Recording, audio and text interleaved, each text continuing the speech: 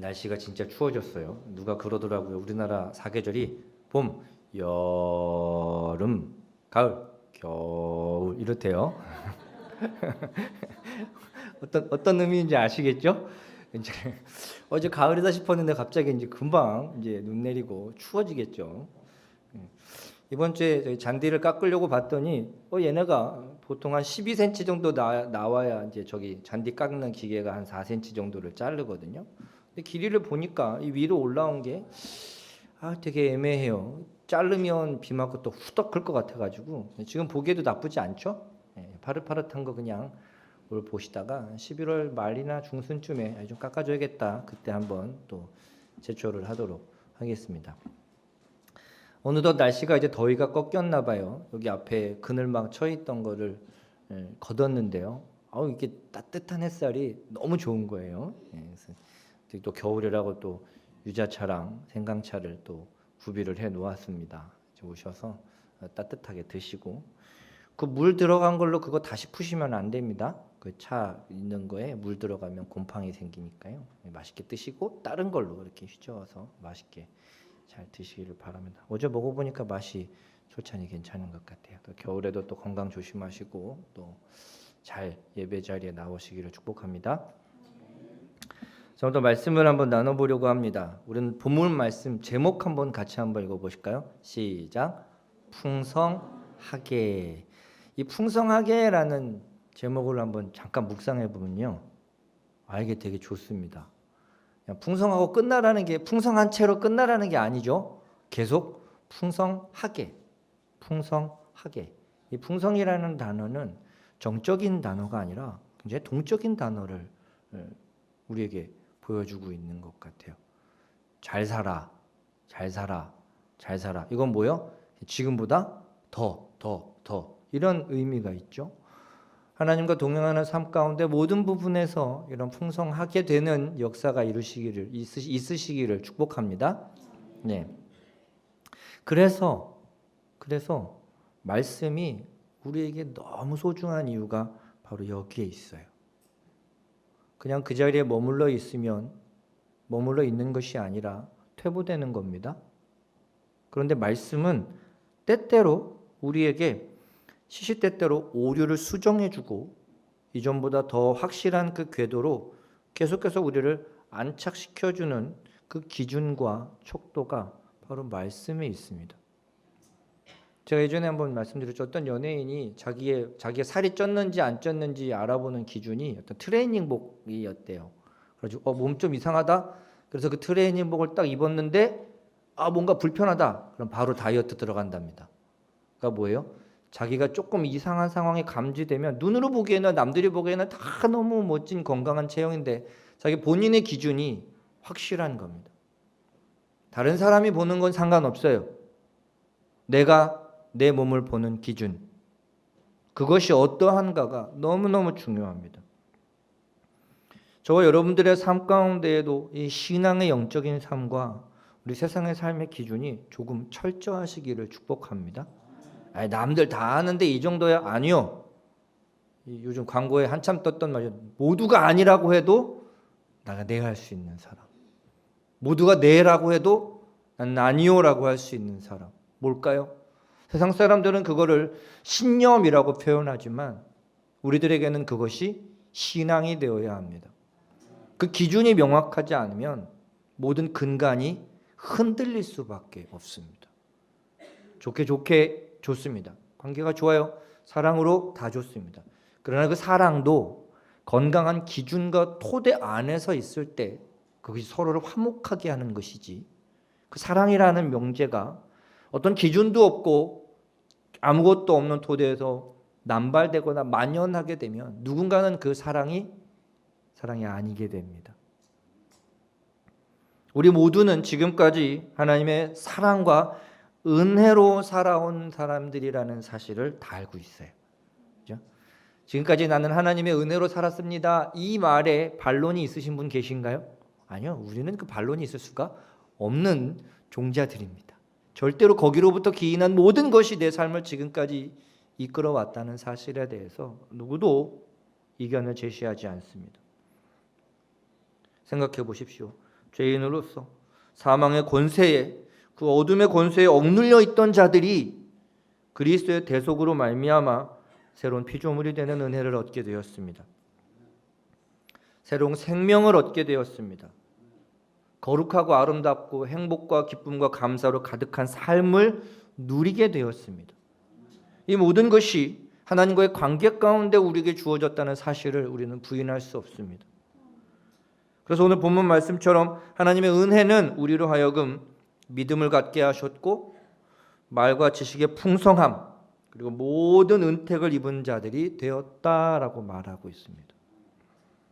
그런데 참 안타까운 사실은 이런 상황 가운데 있음에도 불구하고 그럼에도 불구하고 우리는 여전히 연약함과 미련함과 무지함을 극복하지 못합니다. 안 되는 줄 알면서 하기도 하고 모르고 하기도 하는 삶의 우를 범하는 경우가 너무 많아요. 세상의 유혹에 흔들리기도 하고 세상의 화려함에 현혹되기도 합니다. 또 세상의 번영에 우리의 마음이 빼앗겨지기도 합니다. 심지어 때때로 하나님보다 더 중요하게 여기는 것들이 우리의 삶 가운데 생겨나기도 합니다. 그래서 우리는 항상 우리의 자리가 어디여야 하는지 잘 기억해야 합니다. 그 연극 무대를 꾸밀 때 보면요, 암전이 쫙 생기잖아요. 막이 바뀔 때, 장면이 바뀔 때 깜깜해집니다. 근데 갑자기 짠 하고 다시 조명이 딱 들어오면 기가 막히게 배우들은 자기가 서 있어야 될 자리에 딱 해서 시작해요. 이거 어떻게 하는 건지 아십니까? 아시는 분? 저 시꺼멓고 깜깜한 무대에서 도대체 배우들은 어떻게 저 자리를 찾아갈까? 이거 아시는 분 계십니까? 저는 조금 한번 그 비스무리한 걸 경험해 봤습니다. 거기에요, 자기가 서 있어야 될 그 막 그 위치에요, 조그만 야광 테이프를 딱 붙여놔요. 크지도 않습니다. 진짜 딱 한 5mm? 제 새끼손톱의 한 4분의 1 정도 되는 야광 스티커를요, 그 자기가 서 있어야 될 위치에 붙여놔요. 색깔별로 다르게. 첫 번째 암전 이후에는 뭐 빨간색, 두 번째 암전 이후에는 노란색, 이런 식으로 붙여놓더라고요. 신기합니다. 그리고 뭐요? 무대에서는 안 보여요. 뭐니까. 근데 뭐 밖에서는 이게 청객석, 관객석에서는 안 보이는데 무대에서는 이렇게 보면 거기가 보여요. 그래서 뭐예요? 더 깜깜할수록 뭐예요? 그 야광은 더 빛나게 돼 있어요.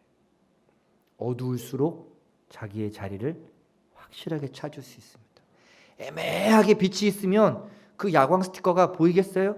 잘 안 보여요. 깜깜할수록 그 야광 스티커는 명확하게 보여집니다. 우리의 인생이 때로는 그렇다 할지라도 내가 서 있어야 하는 곳이 어딘지 확인하면, 찾으면, 구하면 하나님께서 그 자리를 나만 볼 수 있게 빛나게 하십니다. 그 자리에 설 수 있게 우리를 이끄시고 인도하십니다. 그리고 우리가 어디를 바라보아야 할지 정확히 분별해야 하는 이유가 또 여기 있습니다. 잘 보십시오. 무대는 넓어요. 그렇죠? 근데 1막이 끝나고 2막에 나는 왼쪽에 가 있어야, 여러분들에게 이게 왼쪽 맞죠? 저한테 오른쪽인데 왼쪽에 가 있어야 되는데 엉뚱하게 오른쪽에서 그 노란색 스티커 찾으면 보이겠어요? 안 보입니다. 그것이 마련돼 있어도, 내가 서 있어야 할 곳이 준비되어져 있어도 뭐예요? 내가 거기에 집중하고 거기로 향하지 않으면 엉뚱한 시작이 되게 됩니다. 그 한 걸음 한 걸음의 방향이, 그 한 걸음 한 걸음의 위치가 우리에게 너무 중요한 이유가 바로 여기에 있어요. 그래서 우리는 우리의 삶의 큰 여정 안에서 분명하게도 하나님의 역사하심이 임재하는 그 위치와 그 상황과 환경을 분별할 수 있는 지혜와 면체가 총명히 있으시기를 축복합니다. 때로는 내가 잘 인식하지 못해도 누군가 나를 거기로 끌어가 줄 수 있습니다. 왠지 아십니까? 그 무대에는 나만 서는 것이 아니기 때문입니다. 그 무대에는 연출이 있고 조연출이 있고 거기서 일하는 스태프들이 작은 그 실수가 있을까 없을까를 계속 뭐 하고 있어요? 체크하고 확인합니다. 또 여러분들의 또 신기한 얘기 또 하나 해드려야죠. 뮤지컬 배우가요, 한 달 내내 똑같은 공연을 계속합니다. 그 시간대에. 근데 컨디션이 어떨 수도 있어요? 안 좋을 수도 있어요. 그러면 뭐예요? 목감기가 걸린 그 뮤지컬 배우가 무대에 나와서 노래를 해야 될 타이밍에 립싱크하는 경우가 종종 있습니다. 그거 아세요? 근데 그 배우가 립싱크에 목이 안 나와서 노래를 못 부르면 그 공연을 예매한 수십 수백 명은 어떻게 되겠어요? 돌아갈 수가 없잖아요. 그러니까 어떻게 하는지 아십니까? 미리요, 리허설 할 때 그 사운드를요, 엔지니어가 그대로 녹음을 떠놓습니다. 그래서 13분 25초에 주연이 어떤 노래를 시작한다라는 그 타임 테이블이 그대로 쫙 있어요. 그래서 그 배우들이 공연할 때 있잖아요. 그 뒤에서 엔지니어는 그걸 딱딱딱딱 몇 초에 그 노래가 시작될지 미리 다 마련해 놓습니다. 그래서 그 공연 시작할 때 어떤 배우가 나 지금 목이 너무 안 좋아서 이 곡은 힘들 것 같아요. 그러면 그 엔지니어는 그걸 준비해 놓고 있어요. 그래서 그 노래가 반주가 시작되는 순간 마이크를 끄고 미리 녹음했던 내 말을 틀기 시작합니다. 그러면 배우는 거기에 기가 막히게 연기를 해요. 마치 자기가 부르는 것처럼 막 목 핏대 세워가면서. 그러나 실제는 지금 어디서 나오고 있어요? 예전에 녹음했던 것이 그대로 나오고 있습니다. 하나님은 우리의 인생에 모든 큐시트를 다 가지고 계신 분. 정말 죽을 것 같고 정말 힘든 것 같고 세상에 나 혼자 있는 것 같지만 절대 그렇지 않습니다. 우리의 인생의 무대를 주관하고 주장하시고 모든 것을 다 가지고 계신 분이 지금 뭐 하고 계세요? 우리를 뚫어져라 쳐다보고 계십니다. 제가 이거를 실제로 그 예술의 전당에서 공연하는 그 뮤지컬 팀의 견학 2번 갔다가 거기서 들었습니다. 깜짝 놀랐습니다. 그 엔지니어 일당이 왜 비싼지 알겠더라고요. 탱자탱자 수다 떨고 노는 것 같은데요. 그 시간 그 기가 막히게 그 타이밍에 딱 가서 딱 틀어요. 왜냐하면 리허설부터 계속 함께 했기 때문에 배우보다 그 PD랑 엔지니어가 이거 끝나면 몇 초 있다 뭐 될 거야 이미 다 머리에 숙지가 돼 있어요. 가사까지 다 외워버리더라고요. 그 엔지니어가. 벌써 6개월 전부터 같이 연습하고 하루도 빠지지 않고 같이 연습하고 실제 무대 2달 정도 해버리니까요. 뭐 거의 이거는 연극 배우가 아니라 연극 총괄만큼 다 알고 있어요. 심지어 그 조명하는 것부터 해서 동선까지 다 파악하고 있습니다. 그런 우리가 누구를 의지해야겠어요? 내가 내 컨디션조차 제대로 마음대로 할 수 없는데 우리가 누구를 의지해야겠어요? 그래서 우리의 마음과 생각이 무엇을 추구해야 하는지 잘 정하셔야 돼요. 세상 것은요, 중구난방입니다. 될 때도 있고 안 될 때도 있고 됐다가도 안 되기도 하고 친구였다가 적이 되기도 하고 적이었다가 아군이 되기도 하고 전혀 상상하지도 못한 상황과 환경 가운데 처할 때가 많아요. 그러나 우리가 당황하지 않아도 되는 이유는 뭐예요? 우리를 붙잡고 계신 손이 하나님의 강한 오른손이기 때문입니다. 지금 내가 겪는 상황이 이해할 수 없고 내가 겪는 상황이 부당하다 한다 하더라도 우리의 마음이 무너질 이유가 없는 것이 바로 여기에 있어요. 여러분, 고린도 교회는요, 고린도 교회 공동체는 사도 바울의 사도권에 의구심을 품었던 자들이었어요. 자신들의 기준과 입장에 고취되어 있었습니다. 고착되어 있었어요. 자기가 보는 것에서 국한된 삶을 살고 있었습니다. 그들의 마음이 어디 있었기 때문이에요? 자기들에게 묶여 있었기 때문입니다. 그런데 바울은 그 고린도 교회를 사랑했어요. 자기가 당하는 것 그것이 아니라 어떤 눈으로 봤기 때문이에요? 하나님의 마음으로 교회 공동체를 보았고 예수 그리스도의 심장을 가지고 그 영혼들을 보았기 때문입니다. 여러분들의 간절함은 어떤 그림을 그려가고 계신가요? 여러분들의 삶은 어떤 그림이 그려져 가고 계신가요? 때로는 무채색이셔도 괜찮습니다. 흑백의 그림이 그려져도 괜찮아요. 왜요? 그것이 완성되는 그 순간 그것은 하나의 작품으로서 가치가 있는 거기 때문입니다. 가끔 아주 황당한 작품들을 봐요. 바나나에다가 이렇게 테이프 같은 거 하나 붙여놨는데 그 가격이 막 몇 억이래요. 도저히. 또 우리나라에 어떤 유명한 글 쓰시는 분이 계셨는데 꼬맹이가 그 몇 천만 원 몇 억짜리 작품에 기어 올라가 가지고 글씨가 다 번졌어요. 그러니까 부모는 뭐 한 거예요? 이제 아이고 저거 어떻게 물어주나. 그런데 그 작가는 뭐라고 이야기했는지 아십니까? 저 꼬맹이들이 자기의 작품을 완성시켰다고 이야기해줘요. 그 뭐 한 거예요? 그 작품에 마음이 그냥 욕심이 있었던 것이 아니라 뭐였어요? 그 자기가 한 것을 드러낼 수 있는 그것 자체에 마음이 가 있었던 거예요. 이런 멋진 삶이 되시기를 축복합니다.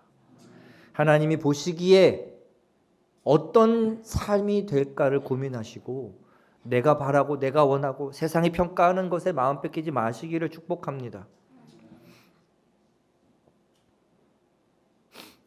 얼마 전에 어떤 목사님께서 하신 말씀을 들었는데 교회를 하시는 목사님이 계셨답니다. 근데 어떤 새신자가 와서 밥을 2그릇을 먹었대요. 그랬더니 그 옆에 계신 사모님 무슨 밥을 2그릇이나 먹냐고 가라고. 깜짝 놀랐습니다. 밥 2그릇 먹었다고 쫓겨난 새신자가 있기도 하다는 사실을 그때 처음 들었어요.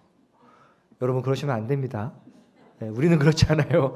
더 먹으라고 퍼져서 걱정이지. 전 권사님들이 어디 밥 먹으러 갈 때마다 힘들어 죽겠어요. 잘 들어보십시오. 권사님들 계신데 여기서 한 숟갈 주시고 저기서 한 숟갈 주시고 저기서 한 숟갈 주시면 몇 숟갈이에요? 3숟갈이에요. 저는 그러면 이게 갈수록 됩니다. 감사합니다. 제 다이어트에 전혀 도움이 안 돼주시는데 너무 감사해요. 여러분 우리의 마음의 간절함이 그 관계 안에서 어떤 것을 더 추구하는가에 따라서 우리의 삶의 내용과 누림이 달라질 수밖에 없습니다. 오늘 본문 말씀 한번 다시 띄워주실래요? 본문 보시면요. 같이 한번 읽어보겠습니다. 시작. 오직 너희는 믿음과 말과 지식과 모든 간절함. 여기까지 보시겠습니다. 이 간절함이라는 표현이요. 이 간절함이라는 단어의 어원이 무엇이냐면요. 근면함이라는 단어에서 근면함. 근면하다는 건 무슨 것을 의미해요? 꾸준히 지속적으로 한결같은 것을 품고 있는 사람을 근면하다, 근면성실하다라는 표현으로 이어집니다. 제가 가지고 있는 그나마 부족하지 않은 면 중에 하나가 바로 이 부분입니다. 어려서부터 아버지에게 그렇게 훈련받아서 그런지 저는 초등학교 6년, 중학교 3년, 고등학교 3년 이 기간 동안에요. 결석, 지각 한 번도 없습니다. 조퇴는 한 번 있어요. 제가 사랑니를 뽑았는데 의사 선생님이 그걸 2바늘을 꿰매주셨는데 밤 동안 이게 터진 거예요. 그래가지고 밤새도록 피를 흘리면서 잤습니다. 저도 참 무식해요. 이게 입에서 계속 뭐가 질질 나오면 깰 법도 한데 아침에 깰 때까지 모르고 피를 질질 흘리고 밤새도록 잤습니다. 아침에 일어났더니 비계가 피범벅이 된 거예요. 그런데 학교를 갔습니다. 아침에 학교를 갔어요. 아침에 보충 수업 끝났는데 이제 어지러워지기 시작하는 거예요. 그래가지고 담임 선생님한테 갔습니다. 선생님이 저 잠깐 병원 좀 갔다 와야 될 것 같아요. 이게 무슨 병원이냐고. 아침에 학교 오자마자 병원 간다 그러니 그때 95년도 이때 고등학교 담임 선생님이 용납을 하시겠습니까? 막 화를 내세요. 그때 왜 그래야 돼? 입에서 자꾸 피가 난다고. 해봐. 딱 알을 해봤더니 여기 입안이 그냥 피선지로 가득한 거예요. 이 새끼 빨리 집에 가라고. 너 학교 오지 말고 그냥 병원 가서 집에서 쉬라고. 그리고 집에 가서 엄마 병원 가서 다시 꼬매야겠다고. 꼬매고 왔는데 그리고 학교를 갔어요. 선생님 너 왜 왔냐고. 조퇴 안 해준다고 이야기를 약속을 받고 가긴 했는데 이게 담임 선생님은 그럴 수 있는데 다른 선생님은 조퇴해버릴 수 있잖아요. 그리고도 학교를 갔습니다. 그렇게 약간 지독한 부분이 있는 사람이었어요. 가만히 생각해 보니까 이것이 제 인생의 가장 큰 무기였던 것 같아요. 여러분들의 이 근면함은 어디에 발현되시나요? 여러분들의 한결같은 모습은 어디를 향하고 계신가요? 누군가는 자기의 건강을 유지하는 거에 이 근면 성실함이 집중되기도 하고, 누군가는 돈을 버는 것, 누군가는 자기의 즐거움과 재미를 위해서 이 근면함이 발휘되기도 합니다. 아니요. 우리의 근면함은 다른 것이 아니라 오직 그리스도인들이 가야 할 곳, 하나님에 대한 간절함으로 세워지게 되시기를 축복합니다. 그래서 오늘 본문 말씀은요, 외적으로는 고린도 교회에서 준비한 연보에 대한 이야기인 것 같지만 아니에요. 오늘 이 본문 말씀이 위치하고 있는 근본적인 토대는 바로 무엇이냐면 하나님만 추구하며 살아가게 하는 영적인 자질을 우리에게 확인시켜 주는 것입니다. 세상 사람들이 보기에는 조금 부족해도 괜찮아요. 세상 사람들이 보기에는 좀 모자르고 세상에서 보기에는 좀 어색해 보여도 괜찮습니다. 그러나 저와 여러분들의 삶이 하나님만 추구하며 살아가는 이 영적인 자질의 만큼은 욕심을 부리시기를 축복합니다. 이것만큼은 양보하지 마시기를 축복합니다. 세상은 이 땅의 것에 계속해서 간절함과 근면함을 투자합니다. 신자는 하늘과 하나님을 구하며 사모하며 살아갑니다. 이 차이는 대단히 큽니다. 고린도 교회는요, 굉장히 탁월하고 뛰어나고 풍족하고 풍요로운 것이 많았어요. 그런데 거기서 그치지 않고 그럼에도 모든 것에 풍요로웠던 것 같이 이 은혜에도 풍요로울 것이다 라고 이야기하고 있어요. 다른 것을 권면해주고 있어요. 성령의 은사가 충만하고 교회의 모든 것이 풍요롭고 넘쳐나고 우리끼리 즐겁고 행복할 수 있습니다. 그러나 거기에 그치지 말라고 이야기하고 있어요. 여러분, 이 은혜에도 라고 말하고 있는 이 은혜는 뭔지 아십니까?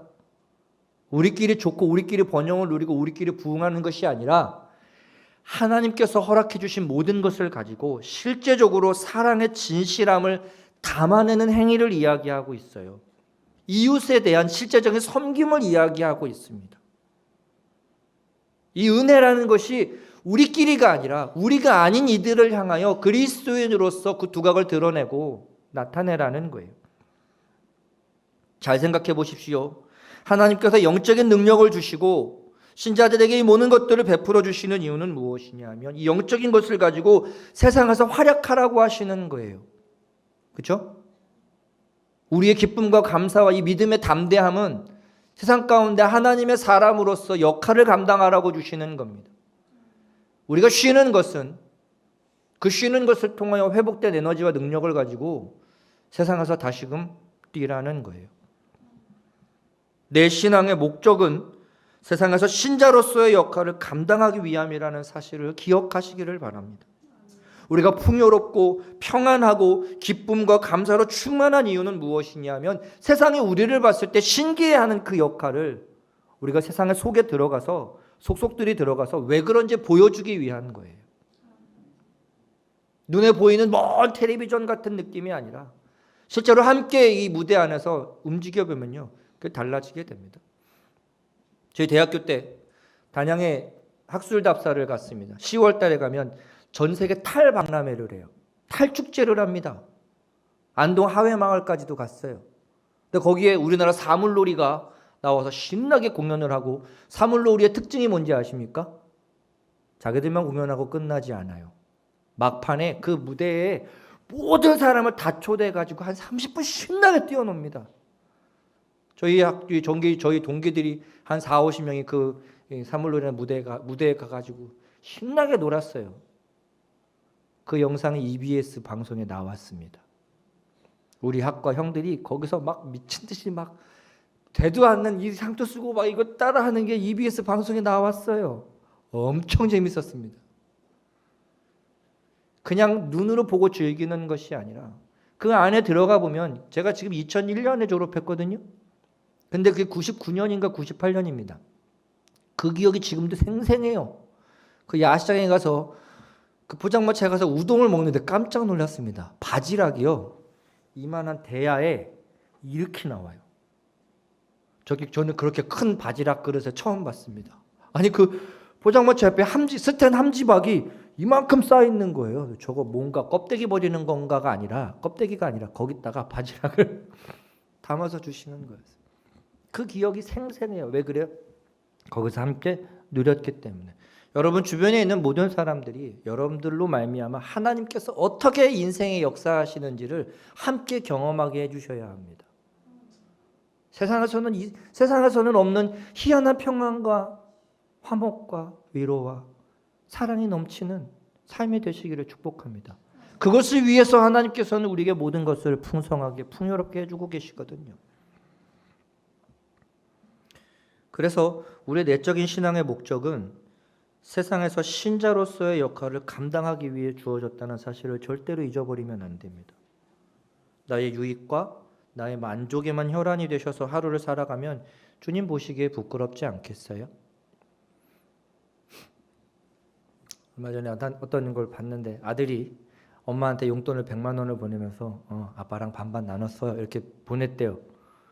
싫어 왜 엄마가 이제 이렇게 보냈어요. 그리고 나서 이제 아빠가 땡큐라고 아들한테 카톡이 왔어요. 아들이 물어봅니다. 엄마가 얼마 줬어요? 20만 원.